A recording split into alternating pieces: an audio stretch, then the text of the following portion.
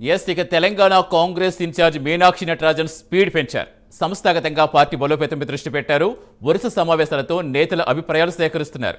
Party కోసం పనిచేసిన వారు ఎవరు, పార్టీ గెలుపు కోసం పదవులు త్యాగం చేసిందెవరు అనే అంశాలపై చర్చించారు. పూర్తి వివరాలు ఇచ్చేందుకు మా కరెస్పాండెంట్ అజీం ఫీల్డ్లో సిద్ధంగా ఉన్నారు. అజీం, మీనాక్షి నటరాజన్ ఇంకా ఏ అంశాలపై సమీక్షించారు? ఇప్పుడు త్వరలో ఎమ్మెల్యే కోటాలు, ఎమ్మెల్సీ కూడా రాబోతున్నాయి. అసలు ఎవరిని వరించే అవకాశం ఉంది? ఏ విధంగా చర్చలు సాగుతున్నాయి అనుకోవాలి? Thank you Satish. ఏదైతే మనం చెప్పుకోవచ్చు, ఖచ్చితంగా తెలంగాణ కాంగ్రెస్కి నూతన ఇన్ఛార్జ్, రాష్ట్ర వేరా ఇన్ఛార్జ్ మీనాక్షి నటరాజన్ వచ్చినప్పటి నుంచి ఏదైతే కాంగ్రెస్ నేతలను పరిగెత్తిస్తుందో మనం చెప్పుకోవచ్చు. ఏదైతే గాంధీ భవన్లో కూడా వరుస సమావేశాలు కూడా నిర్వహిస్తుంది. మొదట విస్తృత స్థాయి సమావేశం నిర్వహించింది. దాని తర్వాత ఏదైతే పార్లమెంట్ వారీగా సమావేశాలు కూడా ఏదైతే గాంధీ భవన్లో జరిగాయి. సో ఈ నేపథ్యంలోనే ఏఐసిసికి సహా ఇన్ఛార్జ్ అయినటువంటి విశ్వనాథ్, అలాగే విశ్వనాథ్లు ఇద్దరు కూడా ఏదైతే దీనికి సంబంధించినటువంటి కాంగ్రెస్ పార్టీకి సంబంధించినటువంటి కీలక నేతలతో కూడా సమావేశం కూడా ఏర్పాటు చేయడం కూడా జరిగింది. సో మనం చూసినట్టయితే వరుస సమావేశం నేతల మధ్యలో ఉన్నటువంటి గ్యాప్ని తగ్గించడంతో పాటు అసలు నేతలు ఏం కోరుకుంటున్నారనే ఒక అంశంపై కూడా కాంగ్రెస్ పార్టీ ప్రధానంగా దృష్టి పెట్టిందని మనం చెప్పుకోవచ్చు. సంస్థాగతంగా పార్టీని బలోపేతం చేయాల్సిన అవసరం ఉందని చెప్పి పార్టీ భావించిందని కూడా మనం చాలా క్లియర్గా అర్థమవుతుంది. ఎందుకంటే మనం చూసాం, ఇటీవల జరిగినటువంటి టీచర్స్ ఎన్నికలు, అలాగే గ్రాడ్యుయేట్స్ ఎన్నికల్లో కాంగ్రెస్ పార్టీ ఘోర పరాజయాన్ని ముట్టగట్టుకుంది. రాష్ట్రంలో కాంగ్రెస్ పార్టీ అధికారంలో ఉంది, ఖచ్చితంగా గెలుస్తుంది గ్రాడ్యుయేట్ ఎమ్మెల్సీ స్థానాన్ని భావించారు. ఎందుకంటే సిట్టింగ్ స్థానం కూడా, కానీ ఆ సీట్లో చూసినట్టయితే కాంగ్రెస్ పార్టీ ఓటమి పాలేవాల్సి వచ్చింది. సో ఈ నేపథ్యంలో కాంగ్రెస్ పార్టీ కొంత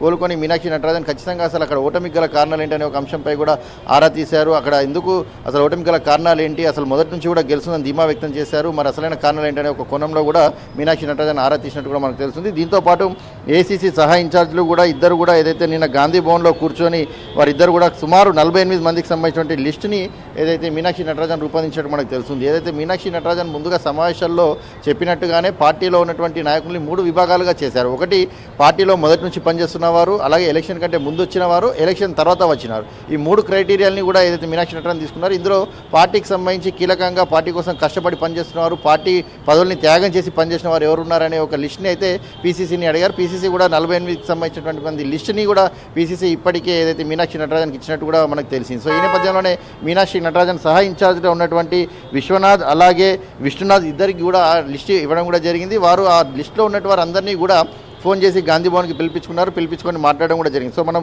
ముఖ్యంగా ఆ లిస్టులో ఉన్న వారిని మనం చూసినట్టయితే చాలా కీలక నేతలే ఉన్నారు. ఇందులో ఎమ్మెల్యేలు నాయన్ రాజేందర్ రెడ్డి, వెడ్మ బొజ్జు, చిక్కుడు వంశీకృష్ణ, కవ్వంపల్లి సత్యనారాయణ, ఎమ్మెల్సీలు బల్మూర్ వెంకట్, బస్వరాజ్ సారయ్య, అలాగే ఎంపీ అనిల్ కుమార్ యాదవ్, మాజీ ఎమ్మెల్యేలు రేఖా నాయక్, ఆత్రం సక్కు, అలాగే ఎమ్మెల్యేగా పోటీ చేసి ఓడిపోయినటువంటి సరితా తిరుపతయ్య, అలాగే పార్టీ నేతలు రవలీరెడ్డి, కైలాష్ నేత, అలాగే చెనగని దయాకర్, ఇలా కాంగ్రెస్ పార్టీకి సంబంధించినటువంటి క్రియాశీలకంగా అంటే 10 ఏళ్ల పాటు క్రియాశీలంగా వివరించిన వారు, అలాగే పార్టీ మారి వచ్చినప్పటికీ కూడా ఏదైతే తమ పదవుల్ని త్యాగం చేసి ఉన్నటువంటి వారు ఎవరైతే ఉన్నారో వీళ్ళందరినీ కూడా పిలిచి ఏదైతే 1-to-1గా మాట్లాడినటువంటి పరిస్థితి మనం చూసాం. ఏదైతే 1-to-1లో అసలు పార్టీకి సంబంధించినటువంటి నేతలు ఎవరు, ఏం కోరుకుంటున్నారు, పార్టీలో ఎలాంటి పదవులు కోరుకుంటున్నారు, అసలు పార్టీలో పదవులపై వారికి ఎలాంటి ఇంట్రెస్ట్ ఉందనే ఒక అంశంపై ఏదైతే విశ్వనాథ్ అలాగే విశ్వనాథ్ ఇద్దరు కూడా వారితో మాట్లాడి 1-to-1 మాట్లాడి ఏదైతే అడిగి సమాచారం తీసుకునే ప్రయత్నాన్ని మనం చూసాం. సో ఇందులో భాగంగా వీరందరూ కూడా అంటే దీంట్లో చాలామంది కూడా పార్టీకి జనరల్ సెక్రటరీలుగా పనిచేసిన వారు ఉన్నారు, ఎమ్మెల్యే సీట్లు వదులుకున్న వాళ్ళు కూడా ఉన్నారు. వీరందరూ కూడా పార్టీ నామినేటెడ్ పోస్టులు, అలాగే ఏదైతే 4 ఎమ్మెల్సీ స్థానాలు కూడా ఏదైతే ఖాళీ అవుతున్నాయో ఎమ్మెల్యే కోటాలో, దాంట్లో ఎమ్మెల్సీ స్థానాలు కూడా కల్పించాలని చెప్పి కూడా కొందరు కోరడం జరిగింది. అలాగే